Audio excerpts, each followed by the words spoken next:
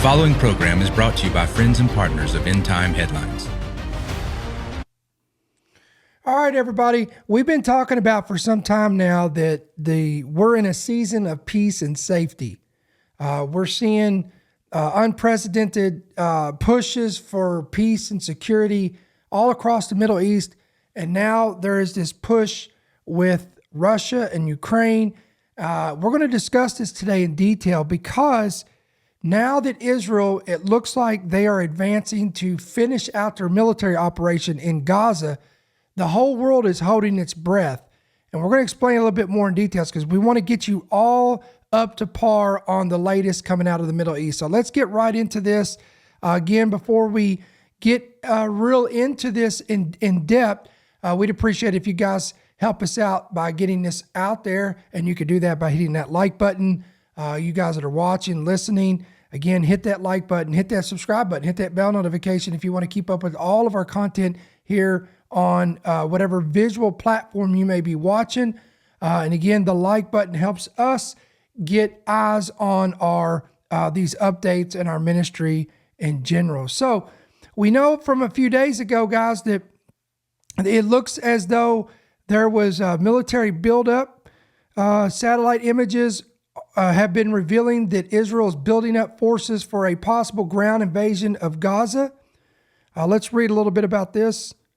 Commercial satellite images show the Israeli military build up troops and equipment near the border with Gaza that would support a possible new ground invasion of the Palestinian enclave. According to 3 U.S. officials and a former official who viewed the imagery, the images show troop movements and formations that the force sources recognize as signs of an imminent major ground operation. And here is the images. This is before and then after.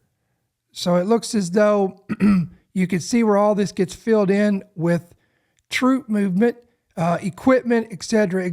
Israel's security cabinet approved a plan earlier last week on Friday to take over Gaza City. The Associated Press reported, citing Prime Minister Benjamin Netanyahu's office, the plan falls short of the full occupation of Gaza that Netanyahu had discussed earlier. If there is a new military operation, it could include efforts to retrieve hostages held by Hamas and expand humanitarian assistance in areas outside the fighting. The 3 U.S. officials and a person briefed on Israeli discussions said Israeli troops have been conducting ground operations in Gaza since October 27, 2023, with pauses during 2 ceasefires. Netanyahu said last week on Thursday that Israel intended to take control of all of Gaza. Quote, "We intend to, in order to assure our security, remove Hamas there, enable the population to be free of Gaza, and to pass it to civilian governance that is not Hamas and not anyone advocating the destruction of Israel. That's what we want to do." But when he was pressed again on this point, specifically on whether he meant Israel would take control of the entire 26-mile Gaza Strip, Netanyahu said, "Well, we don't want to keep it. We want to, quote, have a security perimeter. We don't want to govern it." So again, ladies and gentlemen, peace and security. And in Netanyahu's eyes, it involves a military operation that would have to take place in Gaza in order to achieve this. And they've said they want to, quote, finish the job. The troop buildup comes during a tense time in relations between the U.S. and Israel. On July the 28th, Netanyahu and Trump had a private phone conversation that devolved into shouting, according to reports, amid White House concerns over how the Gaza Humanitarian Foundation, a U.S. and Israel-backed relief effort, is working, according to a senior official, 2 former U.S. officials, and a Western official who were briefed on the matter. The recent flare-up of tensions between Trump and Netanyahu began on July 27th. Appearing at an event in Jerusalem that day, Netanyahu said, quote, "There is no policy of starvation in Gaza, and there, quote, is no starvation in Gaza." And when Trump was asked about these comments the next day during a trip to Scotland, he contradicted Netanyahu. And he said that he had, quote, seen the images of children in Gaza who looked, quote, very hungry, that there is real starvation there and that you can't fake that. Now, this whole starving children of Israel thing has gotten very interesting. In fact, I want to show you the latest on this. I don't know if you guys saw this, but Benjamin Netanyahu is actually suing the New York Times over the Gaza coverage, saying, quote, "It's such clear defamation." Let's get you up to par on this. Israeli Prime Minister Benjamin Netanyahu accused the New York Times of defaming Israel over its coverage of starvation in Gaza and is weighing lawsuits against this publication. The New York Times should be sued, according to Netanyahu, adding, quote, "I am actually looking into whether a country can sue the New York Times. I think it's such clear defamation." Netanyahu's anger stems from a July 24th Times story on hunger in Gaza that ran with a prominent front page photo of an emaciated 18-month-old baby. He described the original presentation as, quote, "an intentional attempt to smear Israel by implying it was starving Gaza's population." And by the way, guys, the New York Times is not the only piece that is running with this. Because, of course, all the liberal publications, left-wing publications, all of them has echoed this. The child's mother was quoted as saying, quote, "he had been born healthy before suffering severe malnutrition." Later reporting revealed that Mohammed suffered from cerebral palsy and complications linked to a genetic disorder, details that were absent from the original article and caption. The paper faced backlash for misleading readers into believing the boy's condition was the result of Israel policy. The Times updated the story on the 30th of July with an editor's note clarifying the boy's medical history and removing the mother's claim that he was, quote, "born healthy." So y'all see how this is twisted here. The correction was buried deep in the paper. Of course it was. The size of a postage stamp. This is according to Netanyahu, and argued it failed to undo the damage caused by the initial coverage. So what had happened, guys, is this was the match that was ignited. And then, of course, the left-wing publications, CNN, no doubt the Wall Street Journal, all them, they ran with this. Washington Times, and then they just poured gasoline on the fire. In fact, I don't know if you saw the latest here, but we want to show you this too. This is happening as we're talking. Thousands of Israelis demand end to Netanyahu's war in Gaza. So this is coming from within. This is internal. This is civil unrest that's coming from Israel. The protest took place across Israel, saw furious locals demonstrate en masse for an end to the conflict in Gaza ahead of Netanyahu's planned escalation. Now, guys, again, I'd love to hear your thoughts on this. If you believe the report is true that Israel is causing the starvation of children in Gaza, I want you to type in yes in the comments. If you believe it's false, type no. We'd love to hear your thoughts on this. And it's interesting, again, that notice how this is the same thing that happens with America. You have the civil unrest that erupts from within and complete chaos, and this is nothing new. So this is come to Israel's front door. Thousands of furious Israelis have demanded that Benjamin Netanyahu end his war on Gaza ahead of the leader's controversial upcoming operation to claim Gaza City. Benjamin Netanyahu has been accused of plunging residents of the Strip into, quote, mass starvation. See, so even his own people, even the people of Israel, if these statements are false, okay? Look, I don't know, guys. I'm not there. I don't have journalists on the ground. I don't have reporters on the ground. All I'm doing, guys, is taking information, relaying it to you. It's up to you to do your own journalism. I can only do so much. We're just trying to put the puzzle pieces together. But I will say this. Let me back up here. We'll come back to this. It's not like the left-wing liberal media doesn't have a track record of inflating things and contorting things and defaming who they need and who they want to further their agenda. I'm just saying, We got to use wisdom here. Let's be wise as serpents here and gentle as doves in this situation. Use some discernment, all right? So, again, there is a track record for that. Let's go back here.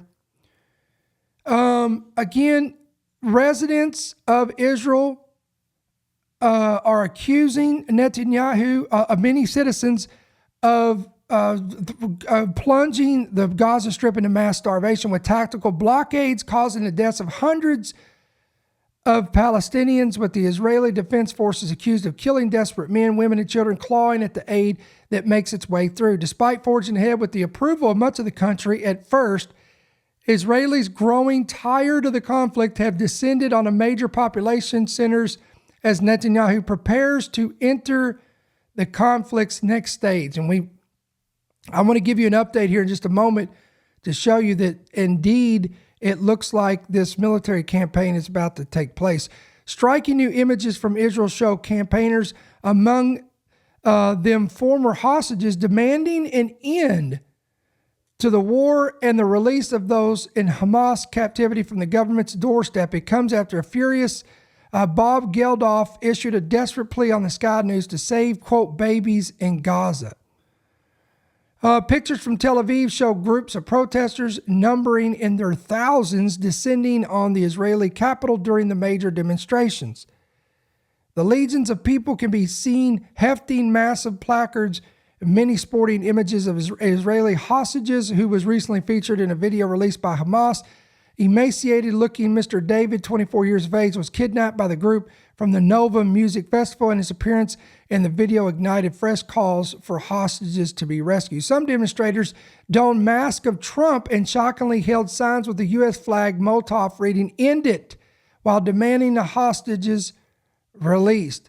Others wore performative chains and draped themselves in Israeli flags, and some groups were seen dragging large flags supporting the images of remaining hostages outside of the Israeli Prime Minister's office. Also among the crowd were soldiers, including Max Kresh, who marched with a sign reading, quote, "I refused." So, again, we see now that you're getting a response of of a lot of the people that don't want this. Believe it or not, there is a large population of Israel that is left wing. They oppose Benjamin Netanyahu. They oppose his government. They oppose his legislations. They oppose his actions. So this is nothing new, but that is just the reality of this. All right, meanwhile, guys, look at this. Preparing all theaters of war, a surprise IDF exercise test readiness for large-scale attacks. All right, a surprise exercise titled Dawn, meant to test the readiness of the IDF General Headquarters and main command centers, began yesterday on Sunday. Under the direction of their Chief of Staff, the drill is meant to test the heat of the moment readiness and the abilities of the Israeli Defense Forces to deal with large-scale attacks. As part of the exercise, surprise scenarios and multi-scene events will be practiced in all possible threats of war. The IDF internal comptroller and his team will be inspecting and judging the reaction time, both in quality and capability. Quote, the IDF will continue and initiate a series of audit activities across all commands, branches, and units in order to, quote, improve their competence and readiness. The operation comes as the IDF continues to strike on all fronts, including attacking a Hezbollah terrorist in Lebanon this past Saturday night. The IDF said it struck a Hezbollah terrorist in the Ayanada area in southern Lebanon on Saturday, who was collecting intelligence on Israeli forces. The terrorist actions constituted a violation of the ceasefire between Israel and Lebanon, the military added. That's interesting. All right, check out this headline. Not in our name. Fury grows in Israel over Netanyahu's defiant bid to finish the job in Gaza. As Benjamin Netanyahu refuses to back down over military expansion in Gaza, hostages' families tell Beltru in Tel Aviv and Jerusalem why their government has got it wrong and call for an end to suffering for Israelis and Palestinians. So just as we reported a few moments ago, guys, there is this growing outrage to stop Netanyahu's advancement towards Gaza. Now, why is this important? Because the prophetic significance of this is very intriguing, because as we've said, we're in a season of peace and safety, but we know, according to 1 Thessalonians chapter 5, that sudden destruction follows the peace and safety. And when you read Zechariah chapter 12, we have to get to a point. This is what I want everybody to hear me really clearly, what I'm about to say. Prophetically speaking, we know that the world has to get to a place where something has got to take place.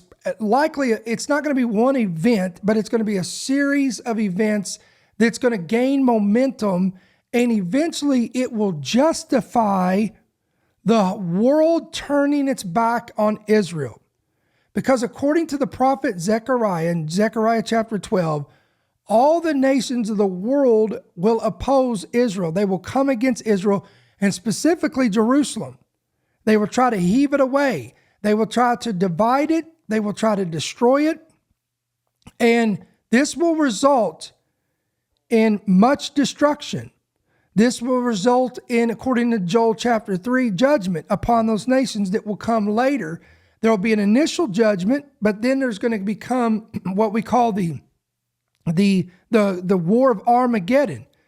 That war consists of those nations that are brought into the valley of Jehoshaphat, according to the prophet Joel, where they'll be gathered specifically by the Lord and judged because they have divided Israel. Now, I want to show you something that's intriguing on that note.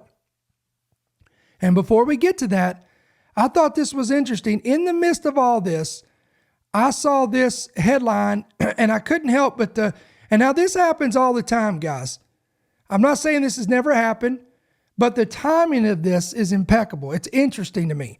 Biblical sea turns blood red, sparking, quote, apocalyptic fears God's plagues have returned. Wait a minute, what's this about? Look, check this out. The biblical Sea of Galilee has mysteriously turned a vivid blood red, leaving locals rattled and warning of a, quote, bad omen. Now, again, that's their verbiage, not mine. Stunned visitors watch crimson waves roll onto the shore, with some comparing the eerie transformation to the 10 plagues God inflicted on the Egyptians in the biblical narrative of Exodus. According to Scripture, the curse saw the Nile's water struck by Moses' staff at God's command, turning them to blood in a divine act of judgment. And then they quote the Scripture in Exodus 7. The apocalyptic spectacle set social media ablaze, with many calling it a, quote, sign of the end times. But scientists said there is a far less supernatural explanation. Israel's environmental ministry confirmed that the transformation this month was caused by a bloom of green algae in the freshwater lake, which turns red when a natural pigment builds up under intense sunlight. So we do want to clarify that this is not a supernatural event. It is not a quote-unquote judgment of God. It was not the quote-unquote hand of God causing this, but it is a natural phenomena, again, where it's caused by a bloom of green algae in the freshwater lake, and it turns red when the natural pigment builds up under intense sunlight. But I will say this, the timing of this is why many have said that this is a, quote, bad omen, aka harbinger. I'd love to hear your thoughts on this, ladies and gentlemen, in the comments, if you would. Is this natural, which it is, or is this, but watch this, is it a harbinger? Is the timing of this divine? Is it a sign? That's what I'm trying to say here. Is it a sign from God? Is it a harbinger? Is it an omen of things to come? Now, why would I say that? Because if we're talking about a imminent military invasion by Israel into Gaza, and you've got the world losing its mind over this endeavor, how will they respond? That's what I'm talking about. In fact, let's go ahead and get into that right now. Let's go into this. How will the world respond? A, and B, remember I told you we have to get to a place where the world will eventually turn its back on Israel. They'll be hostile towards Israel and they will come against him. The world, all the nations of the world, not just a small remnant, not just a coalition of nations, but the world itself. Now look at this. I want to show you this. All right, this was a piece from The Guardian. Netanyahu defends Gaza City plan as, quote, the UN warns of calamity and starvation. So the UN is parroting that same narrative of the starvation and Israel's responsible and et cetera and et cetera. All right, let's read a little bit of this. Benjamin Netanyahu has defended his plan to take control of Gaza City in the face, look at this, the face of widespread international outrage, even as senior UN officials warn that the move risks unleashing another calamity on a territory already experiencing, quote, starvation, pure and simple. I want you to really think about that.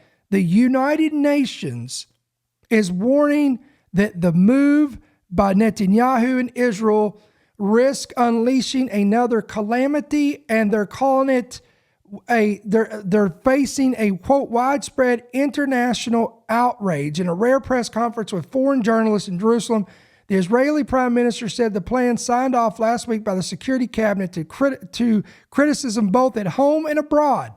See that? Criticism both at home and abroad was the best way to end the war and the best way to end it speedily. But during an emergency weekend session at the UN Security Council in New York, there were repeated warnings that rather than end the 22-month war, the move would, quote, exacerbate an already dire humanitarian situation. Quote, if these plans are implemented, they will likely trigger another calamity in Gaza, reverberating across the region. Look at that. And causing further forced displacement, killings, and destruction, said UN Assistant Secretary General. All right, we've got another headline here. Look at this. Turkey says Muslim countries must unite against Israel's Gaza takeover plan. Now, guys, this is echoing right out of Psalm 83 and Ezekiel 38:39. In fact, most of our audience knows this, but Turkey is one of the major players in Ezekiel 38:39, Gog, Magog. Muslim nations must act in unison and rally international opposition against Israel's plan to take control of Gaza City. This is according to the Turkish foreign minister there, who stated this on Saturday after talks in Egypt. Regional powers, Egypt and Turkey, both condemned the plan. Turkey made this remark in a new phase in what is called Israel's genocidal and expansionist policies, while calling for, quote, global measures to stop the plan's implementation. Look at the verbiage that's being used here, ladies and gentlemen. This is straight out of Zechariah 12.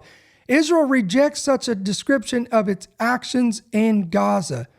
All right, the OIC committee said that Israel's plan marked a dangerous and unacceptable escalation, a flagrant violation of international law, an attempt to entrench the illegal occupation, warning that it would, quote, obliterate any opportunity for peace. Look at this. So this is what we're saying, ladies and gentlemen. Will Israel unintentionally trigger and shift the season that we're in? Again, we're in the season of peace and safety, but are we going to see a major shift where we go into 1 Thessalonians chapter 5? This is getting real interesting. And look at this. And we've got more headlines. We're going to get you fully up to update on this, fully up to par what's going on. Look at this. Australia joins the United Kingdom, Germany, Italy, and New Zealand, all of them in condemning Israel's planned Gaza City takeover. Australia's Foreign Affairs Minister, Penny Wong, has joined fresh international condemnation of Israel's plans to control more of Gaza in a new ground offensive, warning its risk breaching international law and putting the lives of hostages and civilians in renewed danger. Wong joined the foreign ministers of Germany, Italy, New Zealand, and the United Kingdom. And you can add Canada in that as well. And a joint statement on Saturday saying the plans by Israel's Prime Minister Benjamin Netanyahu to control Gaza will make an already perilous situation worse. They said the, quote, worst case scenario of mass famine was already unfolding in Gaza. The plans that the government of Israel has announced risk violating international humanitarian law. Any attempts at annexation or of settlement extension violate international law, the statement said. Quote, it will aggravate the catastrophic humanitarian situation, endanger, the lives of the hostages, and further risk the mass displacement of civilians.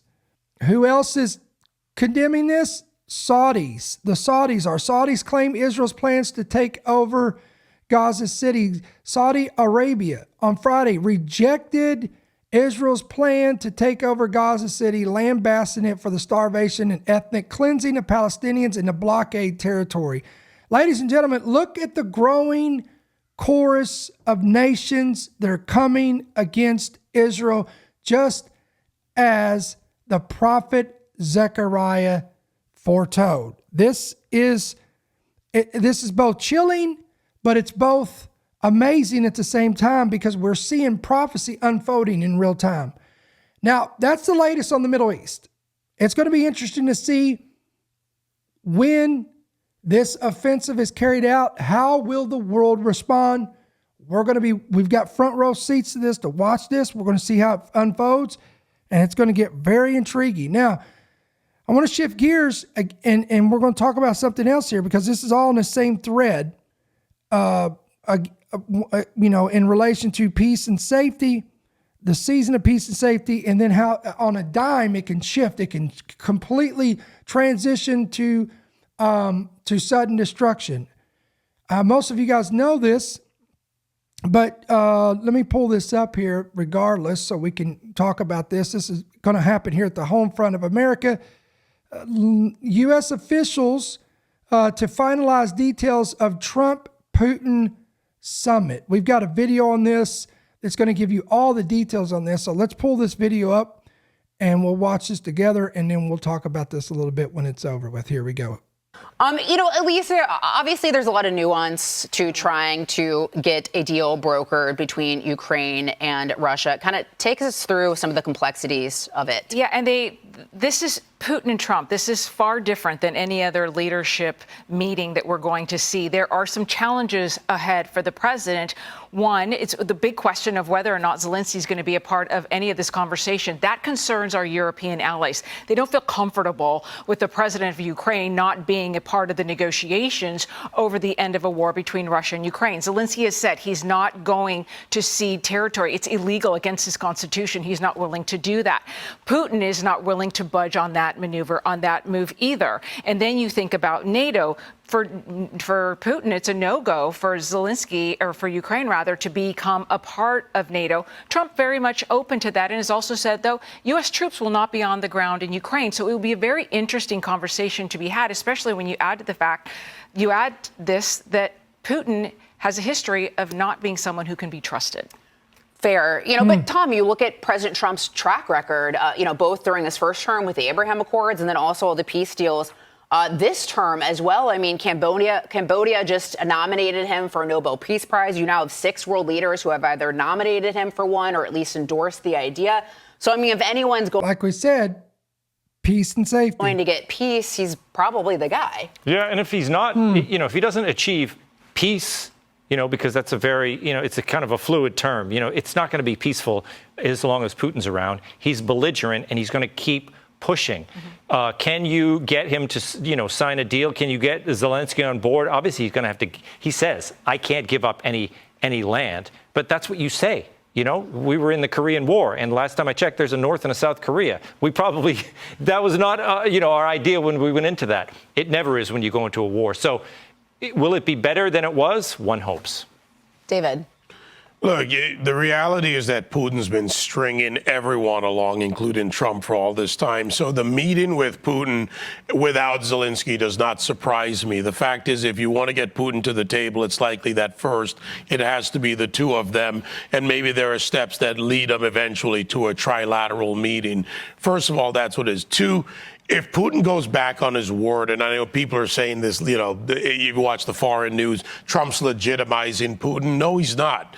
He's getting him to the table to at least sit down face to face. When Reagan met in Reykjavik, everyone said it was a bad idea going in.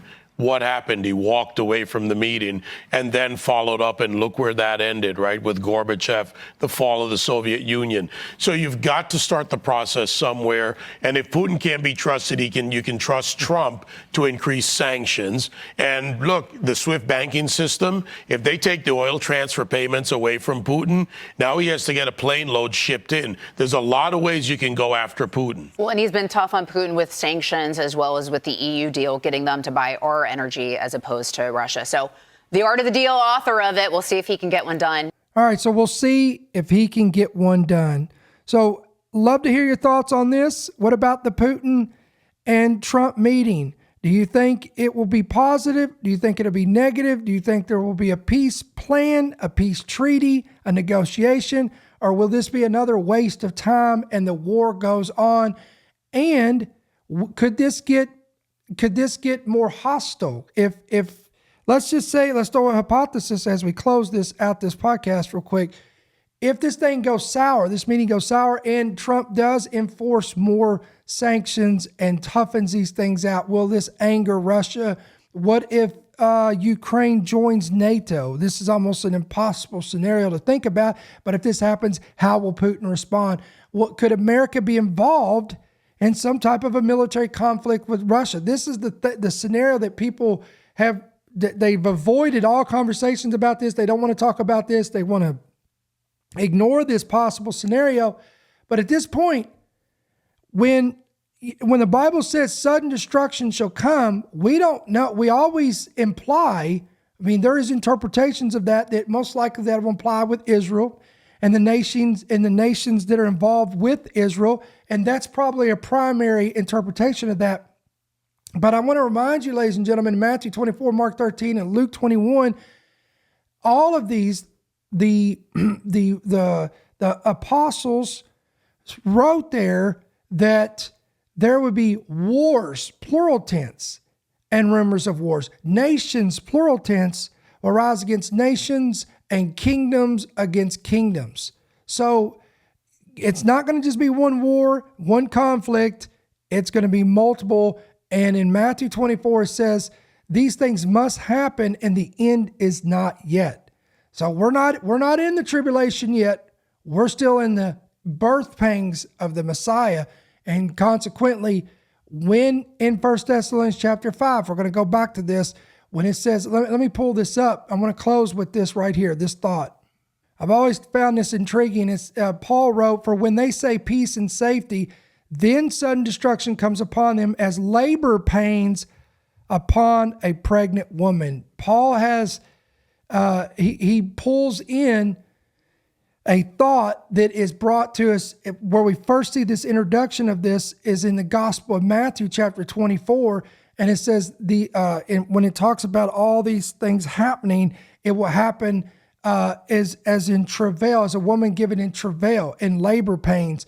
And notice he says that when the sudden destruction comes, it will be as labor pains upon a pregnant woman. So when the sudden destruction, it won't be like one instantaneous event. It's going to be a culmination of events that's going to start happening, and it's going to start intensifying and increasing. And what's that going to do? That's going to thrust us in to the fulfillment of all things that's been spoken of by the prophets and the word of God. I want to leave you with Luke 21:28.